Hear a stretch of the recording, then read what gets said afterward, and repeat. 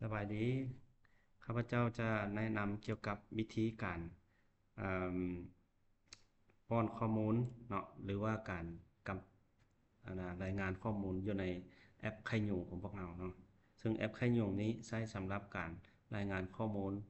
ไข้มาลาเรียการกำจัดไข้มาลาเรียและก็การรายงานเกี่ยวกับเรื่องงานไข้ยุงลายเนาะซึ่งเรื่องงานไข้ยุงลายนี้ก็ถือว่าเป็นส่วนหนึ่งที่พวกเราจะต้องรายงานเป็นทุกอาทิตย์เนาะ ซึ่งการป้อนข้อมูลนั้นแม่นเราจะใช้ในตัวอ่าสามตัวทำอิฐนี่เนาะเวลาเราเข้ามาเนาะเราก็ต้องล็อกอินโดยรหัสของตนเองเนาะแล้วกดปุ่มเซฟเข้ามาถ้าว่าเราบ่ล็อกอินเราจะบ่สามารถเห็นข้อมูลแล้วก็ป้อนข้อมูลมันจะบ่ได้เนาะฉะนั้นเวลาเข้ามาปุ๊บนี่เราจะป้อนข้อมูลในกิจกรรมเนาะนะรายงานกิจกรรมเราก็เพียงแต่ติ๊กเข้าเมนูตัวนี้เนาะนี่ข้อมูลมันจะออกมาแล้วก็เราป้อนข้อมูลตามลำดับ วันที่รายงานวันที่ใดเราก็ตีใส่เนาะหรือว่ามันอัตโนมัติใส่มือที่เรามือนี้ก็คือมือที่เราต้องการรายงานมือนี้สมมุติว่าเนาะแล้วก็จะซื้อมาออกซื้อแขวงเนาะซื้อแขวงอัตโนมัติเนาะซื้อมาออกซื้อแขวงแล้วก็บ่อนที่เราประจำการถ้าว่าเราแม่นผู้อยู่แผนกมันจะโซแผนกถ้าว่าผู้อยู่เมืองมันจะโซเมืองเองเนาะขึ้นกับเรามีสิทธิ์นำใช้ของเราแล้วก็ซื้อบ้านถ้าว่าอยู่แผนกนี่จะบ่มีซื้อบ้าน แต่ถ้าว่าเขาเลือกมาเป็นเมืองสมมติว่าเขาเลือกเป็นเมืองพนหงส์เนาะเวลาเขาเลือกเมืองพนหงส์ปุ๊บบ้านนี้จะออกมาเป็นบ้านของเมืองพนหงส์เนาะสมมติว่าเป็นบ้านนาโพเหนือเนี่ยเราก็เลือกบ้านนาโพเหนือแล้วก็ป้อนข้อมูลไปตามนี่เนาะคือข้อที่หนึ่งนี้เพิ่นก็ให้เขาตอบเนาะทุกข้อที่มีดาวนี่ต้องได้ตอบนะว่าการสำรวจหนอนน้ำยุงลายเจ้าได้เห็นหยังสำหรับบ้านนาโพเหนือนี่นะเนาะแม่นหมายความว่าเจ้าได้ไปสำรวจแล้วเขาก็ติ๊กใส่แมน ถ้าบ่ได้สำรวจเราก็ใส่ว่าบ่แม่นต้องได้ติ๊ก1ใน2อันเนาะแล้วสังเกตเห็นว่าถ้าเราติ๊กใส่ว่าบ่แม่นเนาะบ่แม่นนี่แสดงว่าบ่มีหยังเกิดขึ้นแต่ถ้าสมมุติเราได้ลองสำรวจแท้นี่เราเลยติ๊กใส่ว่าแม่นเนาะถ้าติ๊กว่าแม่นนี่ผลการสำรวจออกมาเป็นใดเนาะมีเปอร์เซ็นต์ของ HI CI BI นี่ต่างๆนี่ท่านต้องได้ป้อนข้อมูลเข้าในนี้สมมุติว่าเราป้อนเข้าไปอันนี้แม่น12%เนาะอันนี้แม่น23%อันนี้ออก21%สินะเราก็ป้อนเข้าไปเนาะป้อนเข้าไปแล้วก็ขั้นต่อข้อต่อไปเนาะถ้าว่าเราลงสำรวจซื่อๆเราบ่ได้เฮ็ดแนวอื่นเราก็กดแนวอื่นก็ใส่ว่าบ่แม่นบ่แม่นแล้วก็แล้วเลยเนาะเราบ่ได้เฮ็ดหยังเลยเรามีสำรวจแต่ถ้าว่าเราเฮ็ดสำรวจได้เราก็เห็นได้ว่าได้ไปเฮ็ดกระบวนการทำลายแหล่งเผาผลาญอีกสมมุติว่าเราก็ติ๊กใส่ว่าแม่นเนาะแม่นแล้วก็ว่าจำนวนผู้ที่เข้าทำลายแหล่งเผาผลาญมีจักคนเนาะเราก็ใส่ไว้สมมุติว่าออก24คน เราก็ตีตัวเลข24ใส่เนาะ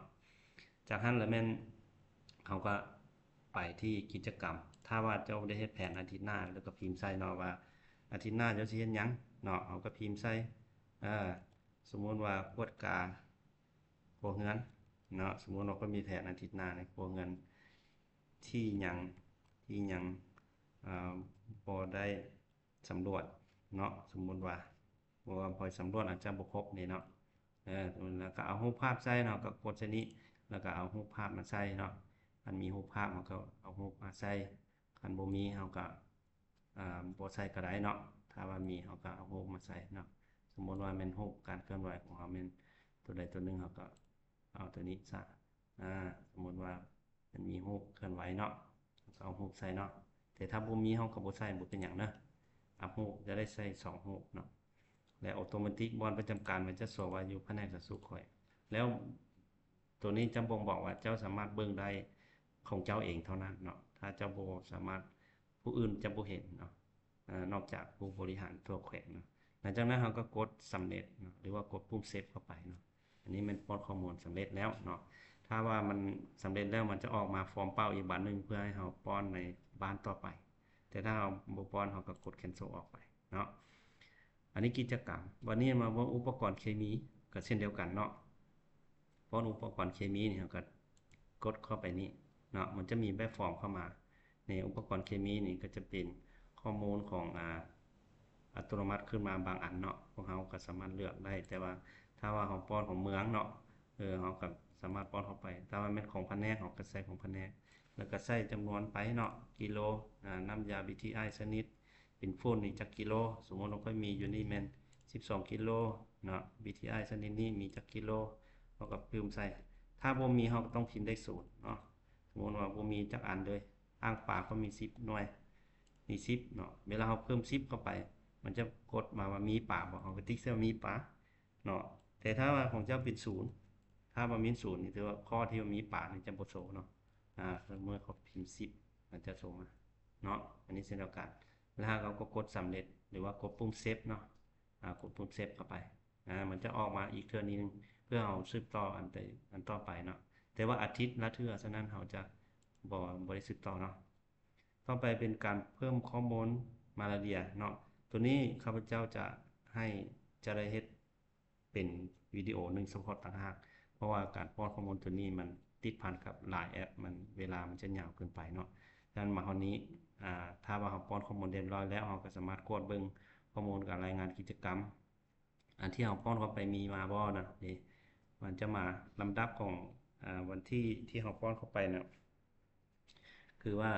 เราป้อนเข้าไปเมื่อกี้นี่แม่นอยู่เมืองใดเนาะวันที่2เดือน7วันที่14เดือน7นี่เราป้อนเข้าไปเมื่อกี้นี้เนาะมันจะคือเมื่อกี้เราป้อนแม่นเมืองพนหงส์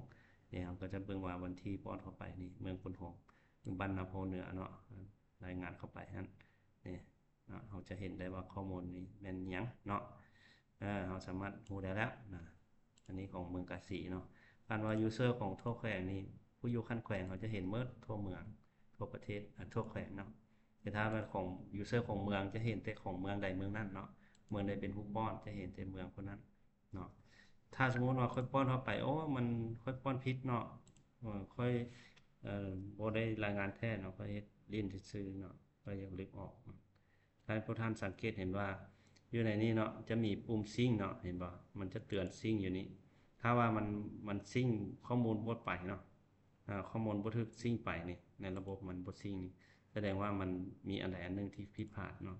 แล้วท่านจะสามารถเลือกเบิ่งว่าเวลาเฮาซิงค์นี่